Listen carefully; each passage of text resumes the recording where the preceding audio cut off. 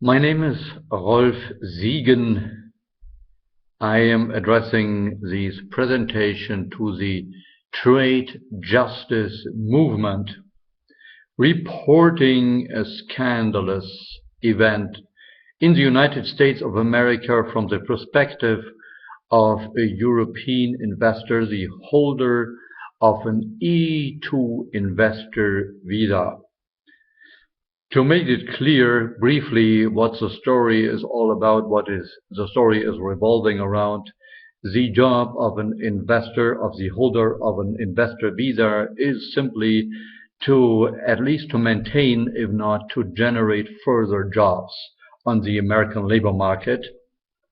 This is what I tried to do, what I actually did when in 2003 I received this investor visa. Shortly later turned out fraud in business transaction. I don't want to bother you with the entire story, with the details of the story. The major point is when I sued the seller, I got singled out as European, specifically, explicitly as European.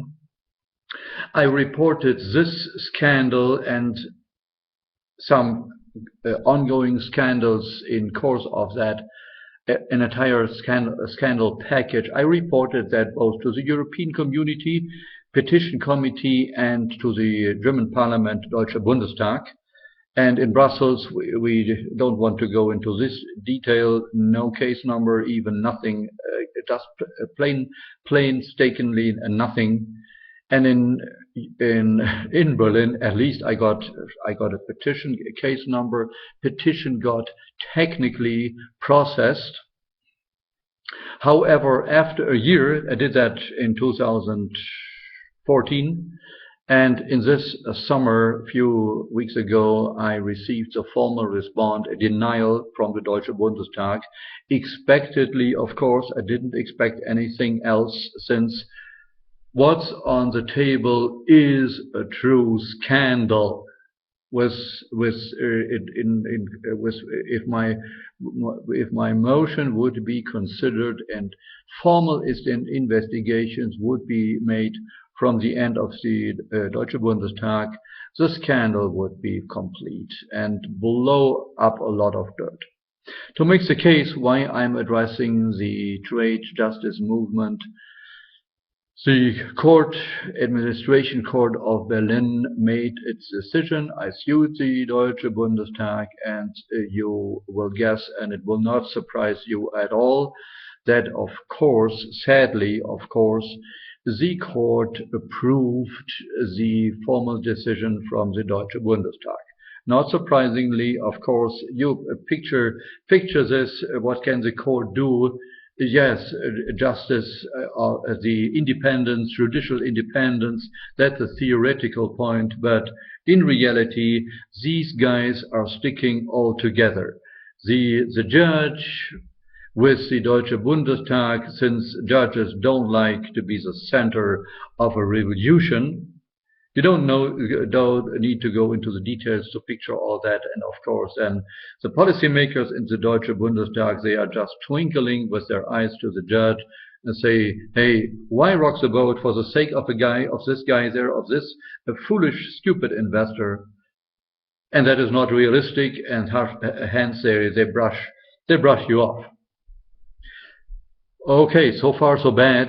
The reason why I am sharing this with the trade justice movement and its members is, of course, we citizens, whether we are investors or not, we should oppose this. I'm opposing this. I'm going to appeal, and the entire community of investors, and particularly, of course, of European investors, we should speak up and go and show up to the plate, step up to the plate and say, no ways, folks, we oppose this. And besides of this judicial and legal battle, we raise our voices. First and foremost, of course, since we would like to continue in the United States of America. I personally still love America. I love the Americans. I oppose the American part, the America of illegitimate power and abuses, etc. But as an investor, I still have business plans to go, etc. I am anxious to continue and to work in the United States of America, and I would like to help the American middle class people, American lower middle class people to grow, help to maintain jobs, etc., etc. But for that, both in the Atlantic, both sides in the transatlantic community, we need to do our jobs to be honest with each other and to clean up the table, what's going on, and whether the policymakers don't like that. Of course they don't like this or not, doesn't matter. We have to do the job, and for that purpose, the trade justice movement would be a good, adequate platform to collect, to bring together all these knowledges, the political power, the input from the end of us investors, and to form a package that we can say, okay, we are together, we are ready to roll and to collaborate with the policymakers if as far as possible.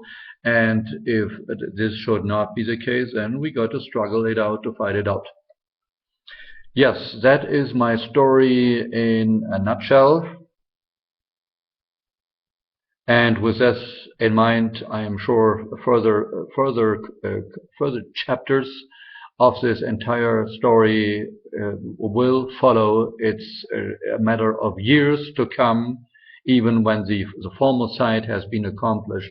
Then we, the investors, we have the job to put that into reality and improve things in the country, in the United States of America, to say, okay, we are back in the driver's seat, and we will show the Americans more self-confidence, and we have to teach Americans respect, that they treat us with respect, with the respect they currently deny, at least latently.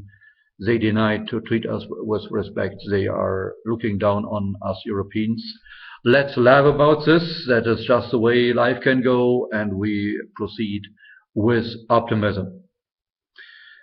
With this, Rolf Siegen, I say farewell for now. Bye-bye.